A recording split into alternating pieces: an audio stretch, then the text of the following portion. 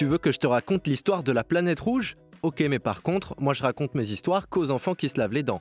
Donc attrape ta brosse à dents, ton dentifrice et tu frottes jusqu'à ce que l'histoire soit terminée. 3, 2, 1, 0. Je suis sûr que tu as déjà entendu parler de cette expression.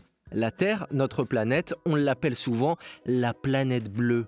Alors que bon, les arbres par exemple, c'est vert, les déserts, c'est jaune, et nous, on n'est pas des petits hommes bleus. Tu trouves qu'on ressemble à des schtroumpfs ? En fait, le truc, c'est que pour comprendre, il faut s'éloigner de la Terre et prendre du recul pour la regarder. Donc déjà, il faut avoir une fusée dans son garage, mais disons que c'est possible. Donc hop, tu enlèves le frein à main, tu passes le péage, et tu arrives dans l'espace avec ta fusée. Et là, tu te retournes, et Eureka ! Mais c'est vrai qu'elle est toute bleue, notre planète. En fait, elle est recouverte d'eau à 70%.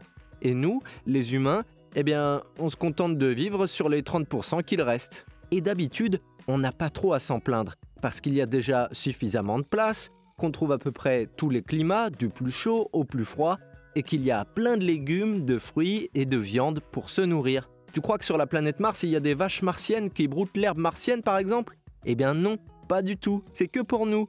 Ça fait un peu peur d'ailleurs, Mars. Il n'y a pas d'eau du tout, ni d'herbe, ni de fruits, ni d'animaux, ni de choux de Bruxelles. Par opposition à notre jolie planète, Mars, on l'appelle la planète rouge. Tout le contraire de la nôtre. Mais tu sais quoi ? Depuis quelques jours, la Californie, tout à l'ouest des États-Unis, ça ressemble beaucoup plus à la planète rouge qu'à la planète bleue. Tu veux que je te raconte ? D'accord, mais d'abord, à ton avis, quel animal a la mâchoire la plus puissante au monde, par lequel il vaut mieux ne surtout pas se faire croquer ? Eh bien, tu as de la chance, puisqu'il n'y en a pas du tout chez nous, c'est le crocodile. Mais j'ai entendu dire qu'il ne mangeait pas les enfants qui sentent bon le dentifrice. Alors tu as de la chance, hein ? Allez, frotte. Je reviens à mon histoire de planète rouge. La Californie, aux États-Unis, c'est un territoire où il fait très chaud. Et tous les ans, il y a d'énormes incendies. Sauf qu'en ce moment, il y en a 20 en même temps, qui recouvrent une surface incroyable. Si on devait convertir ça en terrain de foot, ça ferait la surface de presque 80 000 terrains de foot. C'est énorme. Et donc les habitants de la Californie, avec tous ces feux pas très loin de chez eux, ils se sont réveillés un beau matin et le ciel était devenu complètement orange, comme si le ciel avait pris feu lui aussi. Comme si tu regardais le monde avec des lunettes de soleil teintées et que ça durait toute la journée. Et les incendies, on a remarqué qu'il y en avait de plus en plus et de pire en pire avec le réchauffement climatique.